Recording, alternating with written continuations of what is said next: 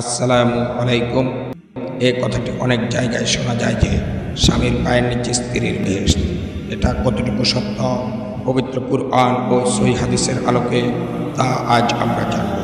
যদি তাই হয় তবে বিবি আসিয়া এর স্বামী ফেরাউন হওয়া সত্ত্বেও তিনি কীভাবে বেহেশতে যাবেন? অথবা যদি কোনো নারীর 2 বা ততোধিক বিবাহ হয় তাহলে তিনি কোন স্বামীর পায়ের নিচে তার জান্নাত খুঁজে পাবেন? এটি মূলত লোকমুখে প্রচলিত একটি বাক্য। ইসলাম ধর্মে নারীদেরকে স্বামীদের প্রতি দায়িত্ব ও আনুগত্যের গুরুত্ব বোঝাতে ব্যবহৃত হয়। ইসলামী দৃষ্টিকোণ থেকে যা জানা যায়, পবিত্র কুরআনে মহান আল্লাহ তাআলা বলেন, সৎ স্ত্রীগণ অনুগত হয় এবং পুরুষদের অনুপস্থিতিতে তারা তা অর্থাৎ তাদের সতীত্ব ও স্বামীর সম্পদ হেফাজত করে।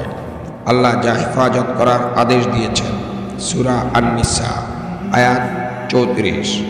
আল্লাহ তাআলা আরও বলেন, যে পুরুষ ও নারী ঈমান আনে এবং সৎকর্ম করে আমি তাকে উত্তম জীবন দান করব। সূরা আন-নাহল আয়াত 97। রাসূলুল্লাহ সাল্লাল্লাহু আলাইহি ওয়াসাল্লাম বলেছেন, যদি আমি কাউকে অন্য কোনো লোকের প্রতি সিজদা করার নির্দেশ দিতাম তাহলে অবশ্যই স্ত্রীকে তার স্বামীর প্রতি সিজদা করার নির্দেশ দিতাম। ইবনু মাজাহ হাদিস 1853। তবে অন্য আরেকটি হাদিসে বলা হয়েছে যে স্ত্রী নামাজ পড়ে, রমজানের রোজা রাখে, সতীত্ব বজায় রাখে এবং স্বামীর আনুগত্য করে, সে জান্নাতের 8টি দরজার যে কোনো দরজা দিয়ে প্রবেশ করতে পারবে। ইবনে হিব্বান হাদিস 4163। পবিত্র কুরআনের বর্ণনায় জান্নাত নির্ভর করে ব্যক্তির ঈমান ও তার আমলের উপর, কেবল স্বামীর খুশি করার উপর নয়।